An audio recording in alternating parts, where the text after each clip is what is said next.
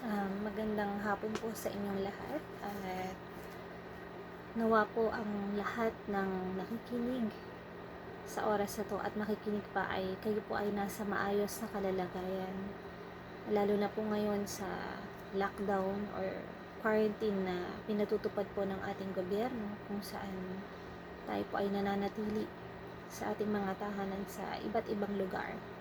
Nawa po kayo ay nasa maayos na kalalagayan at higit po sa lahat ay nasa ligtas na lugar kayo po ng kanyang pamilya. At ngayon pong hapon na to ay nais ko pong mag-share ulit ng aking karanasan kung paano po naging bahagi ng buhay ko ang Panginoon. Pero bago po ko i-share sa inyo ang aking personal na testimony, gusto ko pong basahin sa inyo ang verse na akin pong pinanghahawakan sa mga oras na to. Alam ko po na maraming natatakot, nag-aalala, bakit ito nangyayari or bakit kailangan natin itong maranasan. Meron pong verse na napakaganda po sa Romans 8:28. Sabi po dito sa Tagalog, alam natin sa lahat ng bagay ay gumagawa ang Diyos para sa ikabubuti ng mga nagmamahal sa Kanya. Silang mga tinatawag o tinawag ayon sa Kanyang layunin. So panghawakan po natin to. Sabi po ay, alam natin na sa lahat ng bagay ay gumagawa ang Panginoon. At ito po ay sa ikabubuti ng Kanyang mga anak. So ano man po ang sitwasyon natin ngayon ng ating mundo, ng ating bansa, panghawakan po natin na may ginagawa ang Panginoon. At ano man ang Kanyang ginagawa, ito ay para sa ikabubuti nating lahat. So manatili po tayong matatag at manalangin. At ngayon po, bago po ako mag-share sa inyo, gusto ko pong ibahagi papaano ko po ba nakilala ang Panginoon.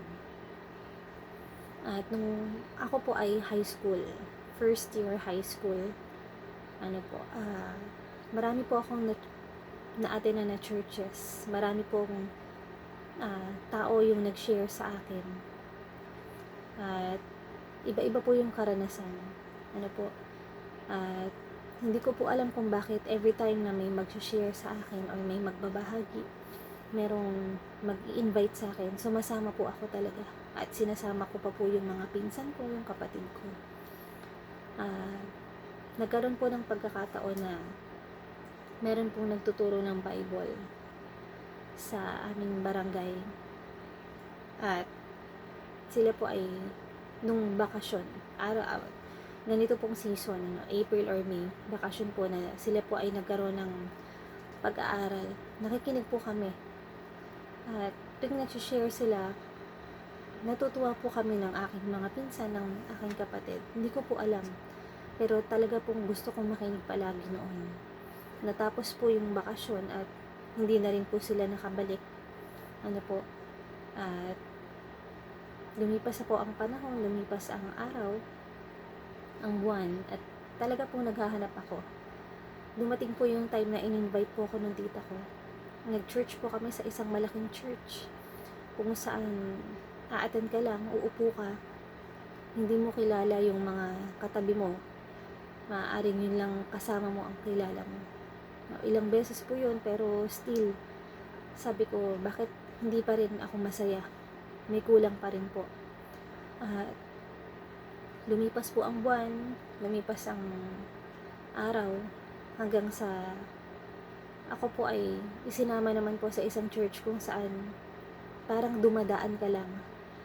Pupunta ka doon, bibili ka ng kandila, magpe-pray ka, dadaanan mo yung mga bahagi ng simbahan kung saan magpe-pray ka. At ilang beses ko rin po yung ginawa, pero sabi ko sa sarili ko, parang hindi pa rin yun. At lumipas po ulit ang buwan, in-invite naman po kami sa church sa Magdalena, at ganun pa rin po yung nangyari. So bakit po ganun? Bakit hindi ko makita yung hinahanap ko? Hindi ko po sinasabi na mali ang relihiyon na to, ito ang tama. Pero isa lang po yung napatunayan ko ng mga oras na yun. Kaya po ako naghahanap At kaya po, ganun na lang yung longing ko na may magturo sa akin ng totoong source ng kaligayahan ay dahil meron pong malaking problema sa buhay ko. At hindi ko po malilimutan yung mga times na may nag-share po sa amin nung high school kami, dun sa tinatawag po namin boarding house, sa tapat po ng Guevara. Doon po kami kumakain every lunch dahil malayo po yung bahay namin. At ang tawag po namin din ay boarding house, although every lunch break lang po kami na andon.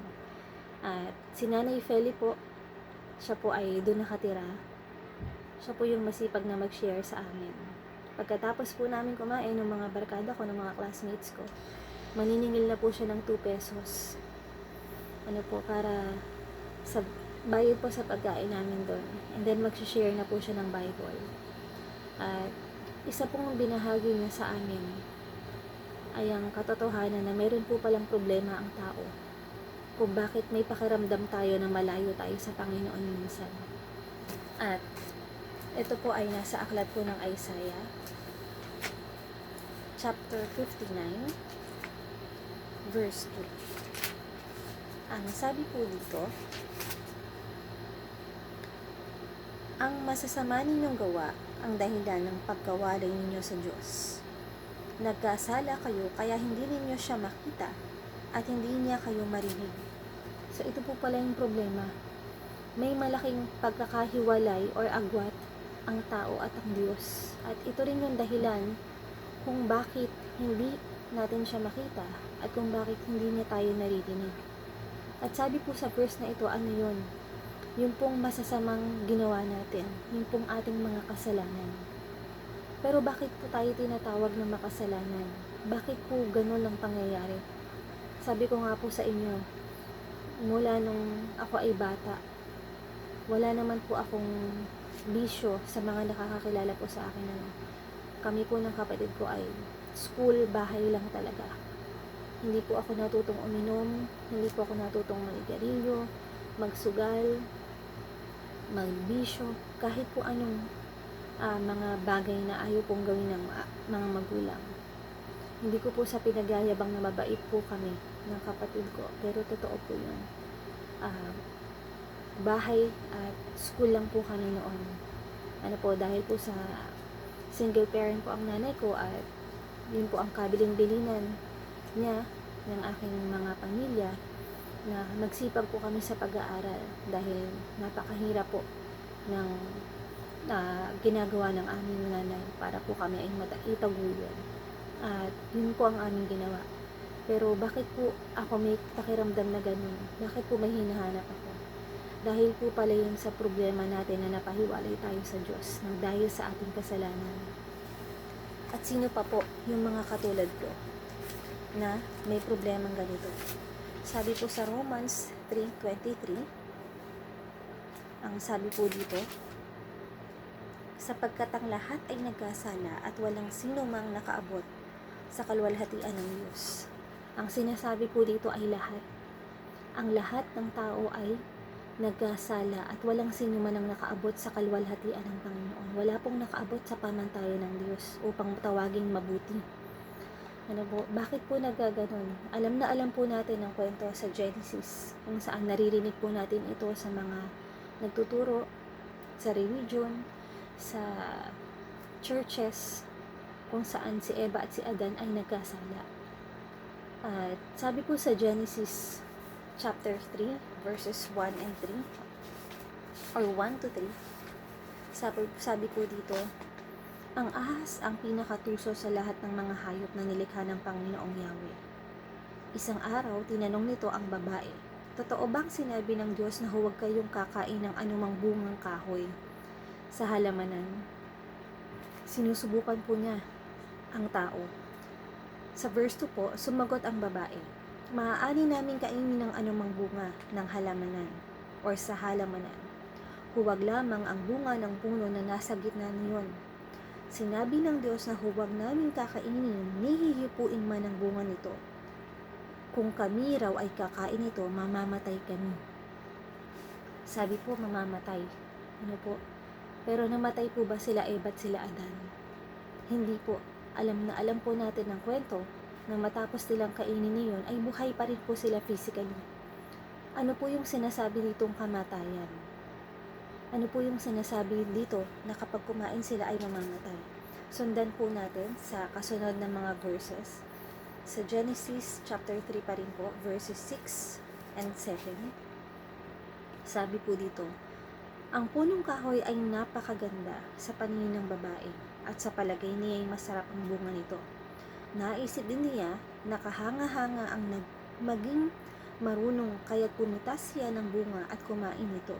Pinigyan niya ang kanyang asawa at kumain din ito. Sa verse 7, nagkaroon nga sila ng pagkaunawa matapos kumain. Noon nila na lamang sila'y hubad, kaya kumuha sila ng mga dahon ng igos, pinagtahi-tahi nila ang mga ito at ginawang panakip sa kanilang katawan. So, hindi po sila namatay physically, pero namatay po ang kanilang spiritual na buhay. Napalayo po sila sa Panginoon. At alam niyo po, perfect ang buhay na nais ng Panginoon. Inilagay niya si Eva at si Adan sa Garden of Eden. Wala pong mali siya kahit sila hubot-hubad at sila ay makakakain ng lahat na anumang bungang kahoy na naroon. Pero dahil sa kanilang pagsuway, kung titingnan na po natin ang mga pag-aaral, ang Bible sa mga susunod na nangyari, kinailangan po ng tao na magtanim, magbungkal ng lupa upang sila ay makakain. Dahil po sa kasalanan na nasa buhay na nila. Dahil po sa kasalanan ng pagsuway nila, ang kanila pong espiritu ay namatay at meron po yung kabayaran. Ano po? Sabi po sa Romans 6:23, tignan po natin.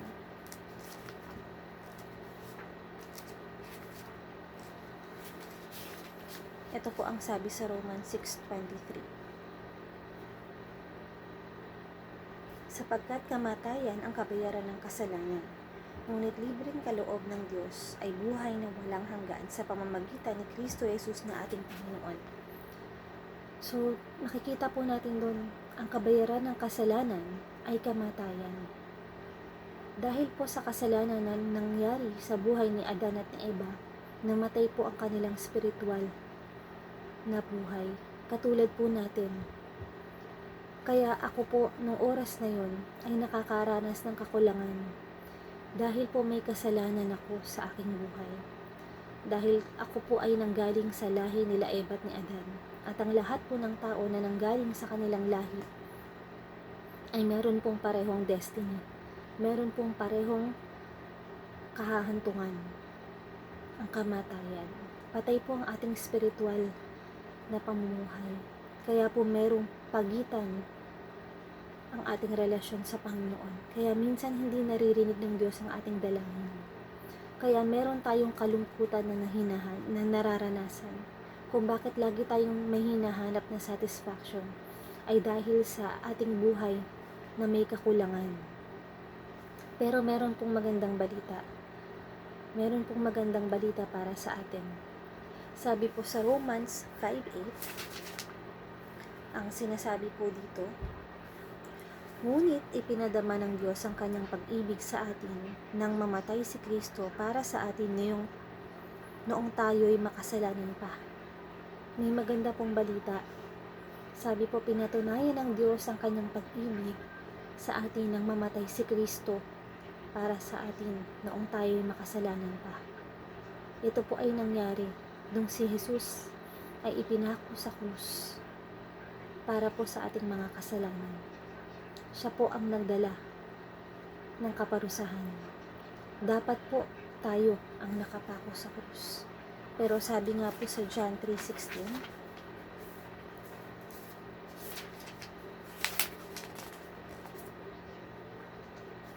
sapagkat ganyan na lamang ang pag-ibig ng Diyos sa sanglibutan, kaya't ibinigay niya ang kanyang kaisa-isang anak upang ang sinumang sumampalataya sa kanya ay hindi mapahama kundi magkaroon ng buhay na walang hanggan.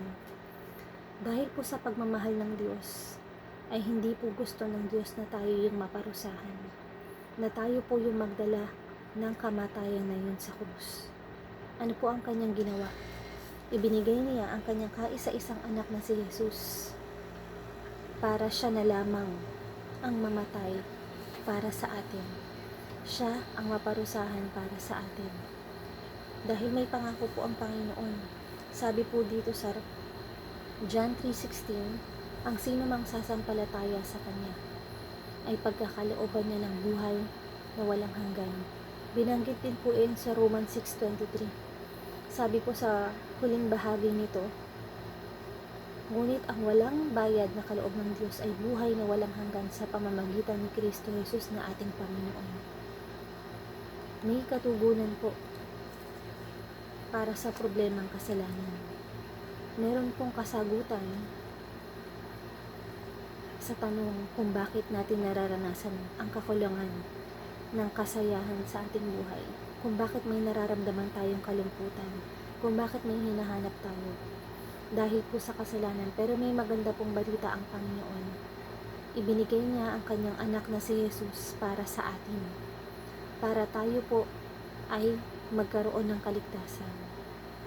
Pero hindi lamang po ito ibinigay. Meron po tayong kailangang gawin. Kailangan po nating tanggapin ang kanyang ipinagkaloob na kaligtasan. Meron po tayong dapat gawin. Sabi po sa Romans 10:9-10, kung ipahahayag ng inyong bibig na si Jesus ay Panginoon at buong puso kang sasampalataya na siya'y muling binuhay ng Diyos, maliligtas ka. Sapagkat sumasampalataya ang tao sa pamamagitan ng kanyang puso at sa gayon ay ituturing na matuwid ng Diyos. Nagpapahayag naman siya sa pamamagitan ng kanyang bibig at sa gayon ay naliligtas. Kailangan po tayong manalangin. Kailangan pong lumabas sa ating mga bibig na tinatanggap natin si Jesus bilang Panginoon at tagapagligtas. At kailangan po tayong manampalataya sa pamamagitan ng ating puso na si Jesus ay nabuhay para sa atin. Muling nabuhay para sa atin. Ito po yung ginawa ko. Nung panahon po na sinesharean kami ni Nanay Freddy, hindi ko po yun makakalimutan. Kaya nung January 30, 1999, habang ako po ay nasa bahay at patuloy ko pong nararamdaman yung kalungkutan, naalala ko po yung ibinahagi niya sa amin, yung shinare niya sa amin ng aking mga barkada, na meron pong pag-asa, na maaaring mawala yung kalungkutan na nararamdaman mo, na maaari mong makita yung hinahanap mo sa Panginoon. Noong January 30, 1999 po, kinausap ako ng Panginoon. Sabi niya, tanggapin ko siya sa aking buhay bilang Panginoon na tagapagligtas. At ako po ay umakyat sa aking kwarto at nagpray po ako noong mga oras na yun. Tinanggap ko si Jesus bilang aking Panginoon na tagapagligtas. At alam niyo po, yun po ang himala ng Panginoon. Mula po nung oras na yun, ay nakita ko po yung hinahanap ko na matagal ng panahon. Binigyan po ako ng Panginoon ng kagalakan, binigyan po ako ng Panginoon ng kapayapaan, at napakasarap po palang mabuhay na meron kang Diyos. Napakasarap po palang isipin na merong Diyos na nagmamahal sa'yo, merong Diyos na nagligtas sa'yo, na kapag dumating yung panahon na ikaw ay mamamatay, makakasama mo siya doon sa heaven. Yun po ang pangako ng Panginoon na kaligtasan. Dahil kapag tinanggap po natin siya, tapat po siya na tayo ay patatawarin. At tapat po siya na tayo ay tatanggapin niya sa kanyang kaharian. At bibigyan niya po tayo ng pwesto sa kanyang kaharian. At ito po ang tinatawag na buhay na walang hanggan. Kaya napakadali lang po ng kailangan natin gawin sa oras na to. Naniniwala rin po ako na walang aksidente sa Panginoon.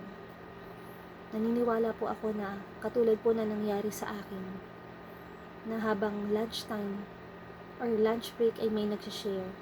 Naniniwala po ako na lahat ng salita ng Diyos na ating napapakinggan ay hindi po aksidente. Ito po ay pinlano ng Panginoon, na lahat ng salita ng Diyos na ating naririnig sa radyo, sa TV, sa Facebook o kung saan man, ay nangungusap po sa ating puso. Kaya ngayong oras pong ito, Kung nais nyo pong maranasan yung naranasan ko, kung nais nyo rin po na mawala yung kalungkutan sa buhay mo, kung nais mong makita yung hinahanap mo, ang Panginoon ang sagot sa lahat ng ito. Kaya inaanyayahan kita kung ikaw ay patuloy na nakikinig at nararamdaman mo na kinakausap ka ng Panginoon, na siya ay tanggapin mo sa iyong buhay, gagawin natin yung panalangin na ginawa ko noon. Tatanggapin mo sa iyong buhay si Jesus bilang Panginoon at tagapagligtas. At ito ay gagawin mo ng buong puso. Kaya ano man yung ginagawa mo sa oras na to, inaanyayahan kita na pumunta ka sa isang lugar kung saan tahimik at makakapag-concentrate ka, maaaring sa iyong kwarto o sa isang lugar kung saan walang abala sa iyo. At tayo ay mananalangin sa oras na to. Kaya inaanyayahan kita, kung nais mong tanggapin si Jesus sa iyong buhay bilang Panginoon at tagapagligtas, ipikit mo lang ang iyong mga mata sa oras na to. Itigil ang iyong ginagawa at sumunod ka sa panalangin na sasabihin ko. Panginoong Jesus, inaamin ko po na ako ay makasalanan.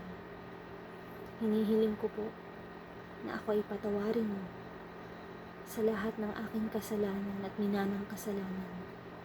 Linisin mo ang aking buhay. At sa oras na ito, tinatanggap kita, Jesus, bilang aking Panginoon at tagapagligtas.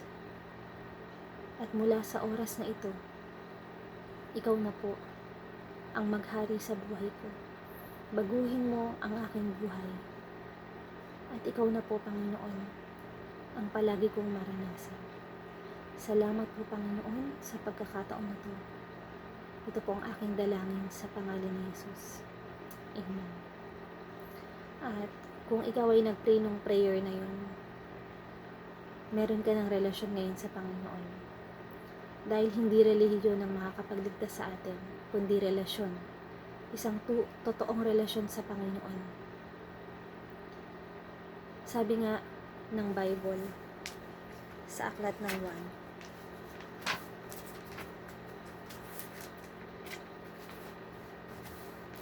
gusto kong basahin sa inyo ang pangako ng Panginoon.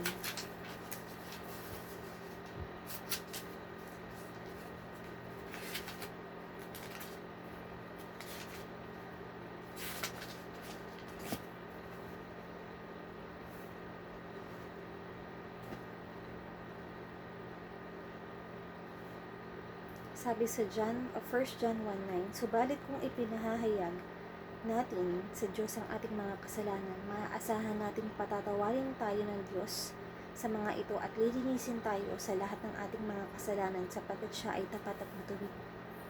Kaya kung ginawa mo yung panalangin na yun, pinatawad ka na ng Panginoon. At gusto ko ring basahin sa inyo ang verse sa John 1 verse 12, ito yung pangako ng Panginoon. Subalit ang lahat ng tumanggap at sumampalataya sa Kanya ay binigyan niya ng karapatang maging anak ng Diyos. Kaya sa panalangin na ginawa natin kanina, kung totohanan kang nanampalataya sa Panginoon, sabi niya, kung totoong tinanggap mo siya at nanampalataya ka sa Kanya, ikaw ay tinatawag na niya ngayong anak niya. Meron ka ng totoong relasyon sa Panginoon at meron ka ng kaligtasan na anuman ang mangyari, makakasama mo siya sa buhay na walang hanggan. At makakatawag ka na sa Kanya dahil ama mo na siya at ikaw ay Kanyang anak. Wala nang gap o wala nang pagitan sa Diyos at sa iyo. Kaya, congratulations kung ginawa mo ang panalangin na yun. At ini-invite kita na patuloy na makinig ng salita ng Diyos, patuloy na mag-aral ng Bible, manalangin. At kung ikaw ay nasa area ng Santa Cruz, in-invite ka namin sa aming church, sa Jesus Our Help Church, sa Villarosa, Calios, Santa Cruz. Kung malayo ka naman dito, meron naman sa Pagsanhan, sa Barangay Buboy, Jesus Our Help, Community Christian Church, Buboy Outreach. At kung nasa ibang bansa ka naman o mas malayo sa aming lugar, maraming churches na pwede kang daluhan. At patuloy namin na ipapanalangin na patuloy ka na samahan ng Panginoon sa bago mong yugto ng iyong buhay.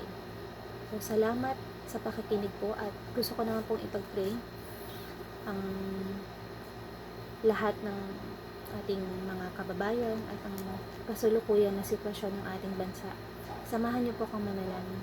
Panginoon, patuloy po kami nagpapasalamat dahil kami ay ligtas at patuloy pong may kalakasan sa oras na ito.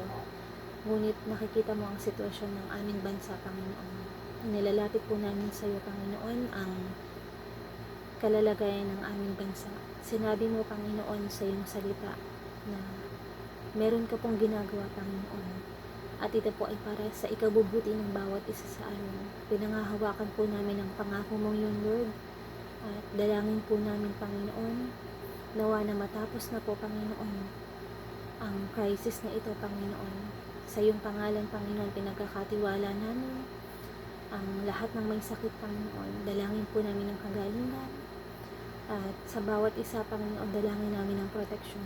At sa mga nangangailangan, Panginoon, na naman ang pangangailangan ng bawat isa, dalangin po namin, Panginoon, na kayo po'y mag-provide mo.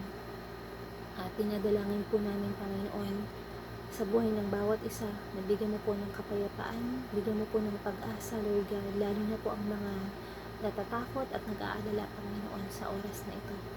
Sa iyo po namin pinagkakatiwala ang lahat ng ito, Panginoon, sa pangalan ni Jesus. Amen. At muli, salamat po sa pakikinig. Nawa po ay nakakatulong po sa inyo ang patuloy po na pag-share namin ng aming mga churchmates ng salita ng Panginoon. At patuloy po namin na pinagpipray na maging maayos na po ang lahat. At muli po tayo na magkaroon ng normal na buhay. So, salamat po ulit. At pagpalain po kayo ng Panginoon. And stay at home po. At manatili po tayo na may pag-asa. So, yun lang po. At God bless po sa ating lahat.